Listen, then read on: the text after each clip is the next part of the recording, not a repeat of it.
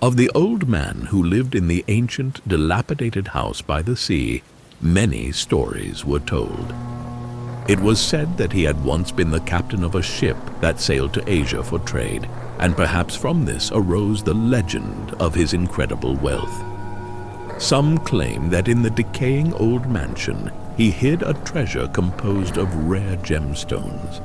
But no one could say for certain because the man was taciturn and solitary, rarely seen in town. So much so that no one was even sure of his name anymore.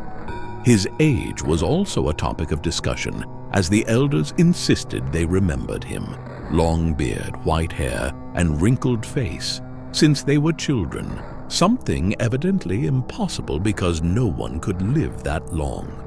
The children of the town enjoyed telling those stories to scare the younger ones, but even the bravest of them wouldn't dare approach the sailor's house. Even the adults preferred to keep their distance.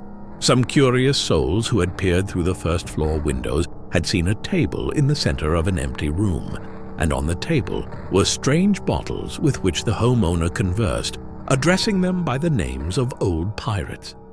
Anyone who accidentally overheard those conversations never went back. This, however, happened among those who lived in the town. Angelo, Joe, and Manuel came from elsewhere and had only half listened to those stories, not taking them too seriously. For them, in the house by the sea, there was a lonely old man and a treasure, and that was enough. Because the three were thieves, and as experts in their trade, they hadn't missed the old man's unsteady gait the few times he left his house. Nor had they overlooked that he paid for everything with ancient silver coins. For them, it was enough to choose him as their next victim. They picked a moonless night and approached the villa from different directions to avoid drawing attention. Angelo and Manuel would enter and search for the hidden treasure, and if they couldn't manage on their own, they planned to convince the man to cooperate. After all, they were two, and he was old and weak. Meanwhile, Joe would wait for them on the street at the wheel of the car they intended to use for their getaway. The two thieves then approached the house. They saw the old man through the dusty window, busy talking to the bottles, and knocked decisively on the door. Joe, sitting in the car, was waiting. Minutes passed. He nervously checked his watch, and nothing happened. He started to get restless because he couldn't imagine what was taking his friends so long.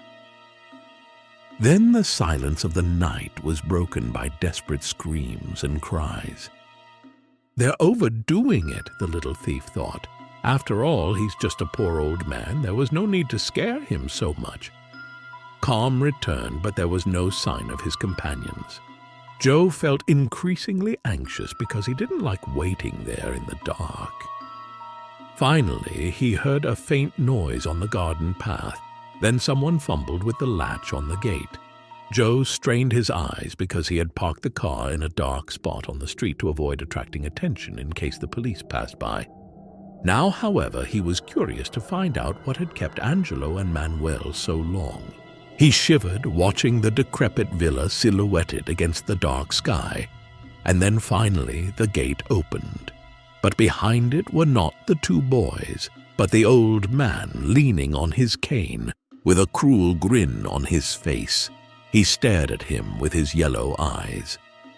The town continued to talk for a long time about the three horribly mutilated bodies found washed up on the shore, the abandoned car, and the strange cries heard one night, probably from some wild animal. They became local legends, the kind the children told, which the old man on the cliff ignored, like all the other whispered stories in the town.